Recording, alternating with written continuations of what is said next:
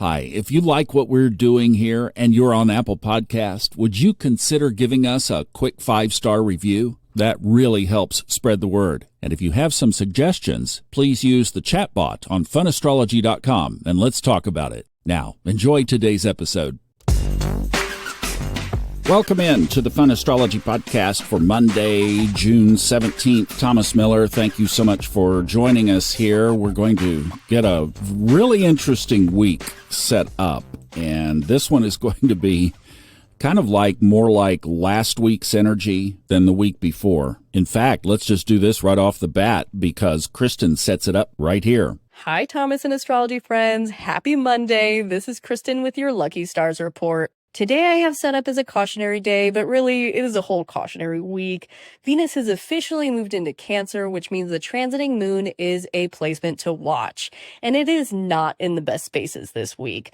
I have a lucky day picked out for next week, so save all your luck for then. If you want to figure out what that day is early, join the Lucky Stars Club. Thomas and I go into all the reasons why we find a day lucky or unlucky. Can't wait to see you there. I hope you all have a great week. Thank you, Kristen. Hope you do too. And the next Lucky Stars recording will be coming out this coming Sunday. So if you're not in the club and you'd like to be, just go to funastrology.com at the top, or you can just go straight to buymeacoffee.com/funastrology. The website will get you to that location. So either place will do. We'd love to have you as part of the club. Also, over on Old Soul, New Soul, a lot of you have been asking about this. We have now a printout of all of the episodes that Robert and I have done over there. That's in a free download, and that's also on funastrology.com. If you just go to the Robert Glasscock section or just go down into the store, it's a free download, has the episode titles and the date that it was published, so you can go back and catch up on some old episodes. And that has been really popular since we announced it over there. Just wanted to let you know about it in case you're not caught up on those podcasts. Now, fasten your mental seatbelt because we have a very busy day today. The week begins and ends with Jupiter coming up in the horizon before the sun, so that makes Jupiter still the oracle planet for us. Now listen to what all happens today, and then we'll come back and put some structure around this. All times are Eastern, and I'm not going to mention that again. So 2:20 this morning, Venus enters Cancer. Now remember, the way the chart is structured right now, anytime a planet changes signs, Neptune is sitting at 29 degrees Pisces. Pluto is sitting at 1 degree Aquarius, moving backward. It's in retrograde. You remember the Batman movies? Kabam, kaboom. There's kabam, kaboom. On the way out, Neptune, kabam. On the way in, Pluto, kaboom. We're going to focus on Neptune this week a little bit. We'll drill down on that more tomorrow. But as we mention these sign changes, even the moon still has to hit Neptune and Pluto every time it changes signs. So 2:20 this morning, Venus into Cancer.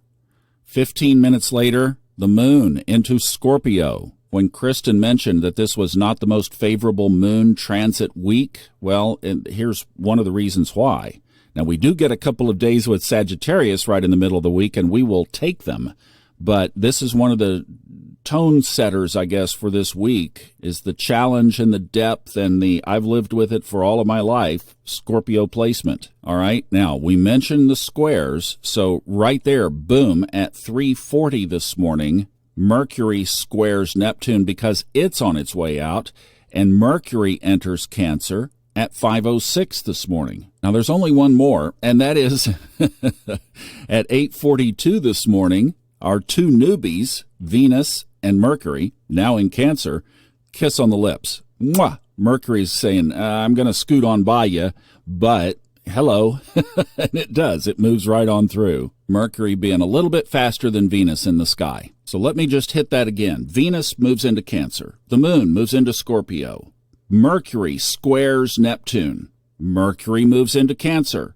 Mercury and Venus kiss. And then tomorrow, nothing. And Wednesday, the moon moves into Sagittarius.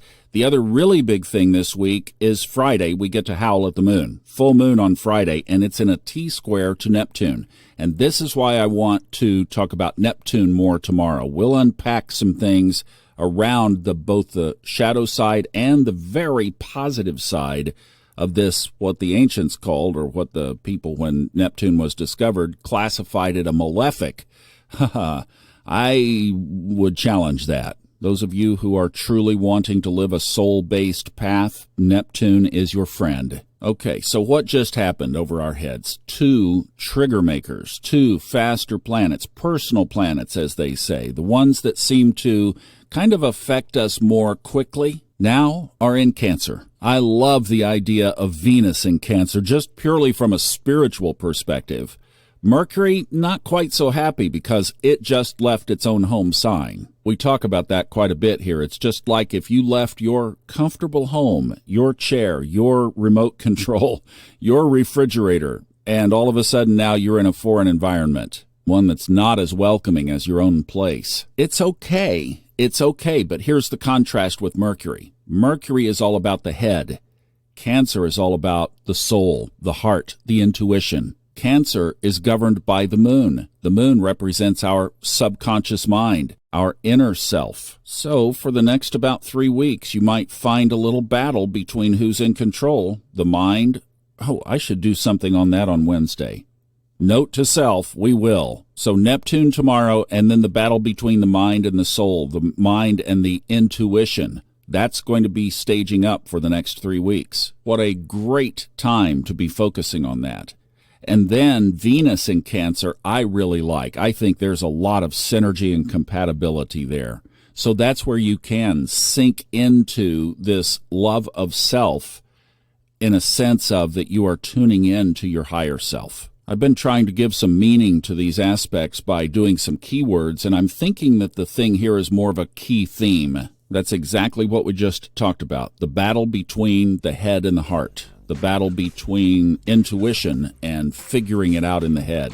Both are necessary. I'm not making one superior or inferior to the other. We'll just pick apart that dichotomy because remember, astrology and our lives are built on these equal polarities. So we just emphasize what we're trying to do. I mean, you can't get yourself ready. You can't do a podcast without Mercury, right? And hopefully you quiet that part down just enough to be able to bring the soul into it as well. So that's what we'll talk about. Have a great day. We'll see you back tomorrow. Bye-bye.